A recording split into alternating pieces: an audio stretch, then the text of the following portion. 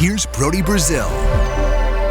Here are three themes of the 2021-22 San Jose Sharks season, which I know is not complete yet. Tonight was game 69. So these are my thoughts through a healthy chunk of the season. These are three observations that I think stand out the most. Now, there might be other things that make sense, other themes, other insights, but these are the ones to me that I will have in the front of my mind more than anything else. The Sharks of this season, just not deep enough. And I think primarily up front, I think you're mostly talking forwards here. You know, some nights it's the top six is it. And I had this stat. I was prepared to do this on our show tonight, and then it changed in a good way for San Jose. But between Tomas Hertl, Logan Couture, and Timo Meier, they've tallied 80 goals among the three of them. The rest of the team has scored only 100. Now, there's a couple others with higher totals and a couple other players, 9 and 10 here and there. But three guys have scored 80 goals. And that's just a top-heavy team. I think when you talk about forward depth, you're actually here probably talking about a third line, a fourth line. Some nights it's just the wingers. It's only been a couple players who have been consistent scoring. Now, I do want to throw this in. It hurt to not have Evander Kane this season. It completely hurt. And it's such a rare situation. The team made the decision they had to. Clearly, what a conundrum they were in. Your top player from last season is under contract, and there's no reason why you wouldn't have him on the team for obvious or public reasons, right? And that's the other thing. We're talking here only about what we know publicly. But the team, for whatever reasons, behind closed doors and privately, decides that they are better off without Evander Kane. And not in anything any player ever said, but reading the body language of that dressing room, you could tell that was a statement that they wanted to make. So I'm not saying specifically Evander Kane, but a player of his caliber, a 30-goal scorer, hypothetically, they were missing that type of player this year. They had that player under contract. They just did not put him into service.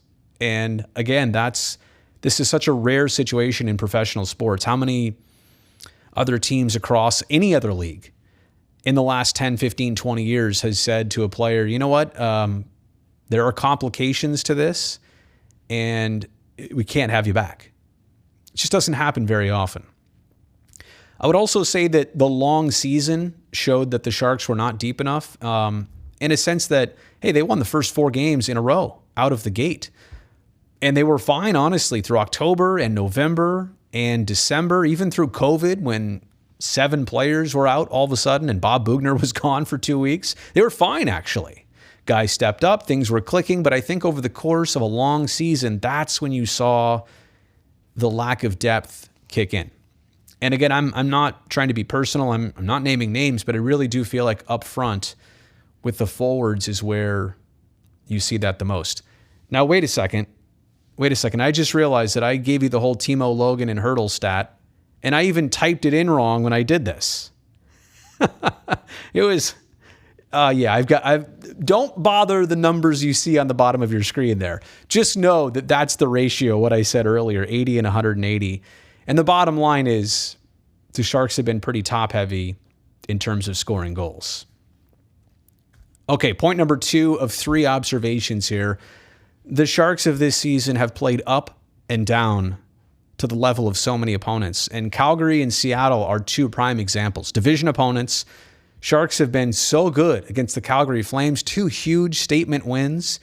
But against Seattle, they lost their first 2 ever games against the expansion last place Kraken. They beat them a 3rd time for the first time, finally. But that just goes to show you. I mean, if you can play Calgary that well, you can beat Seattle all 3 times if you apply that same effort into the expansion team. So inconsistent results, definitely a huge factor of this season, a huge frustration. In some ways, that's a lot better, right, than not ever playing up to certain opponents, like not having those statement wins. Of course, this is better, but it's definitely more frustrating because you're trying to figure out who this team is, what their calling card is, what they're capable of. And they really did have this effect for all of the 69 game run so far, up and down to certain opponents on certain nights. So inconsistent results. And I'll also say here, never really got on a roll. They lost 7 games in a row at one point, and they only won 4 in a row once. I think they won 3 in a row once or twice, and then they won 2 games back-to-back here and there. But through 82 games, you got to have a 5-6 game win streak. You got to have a couple of those.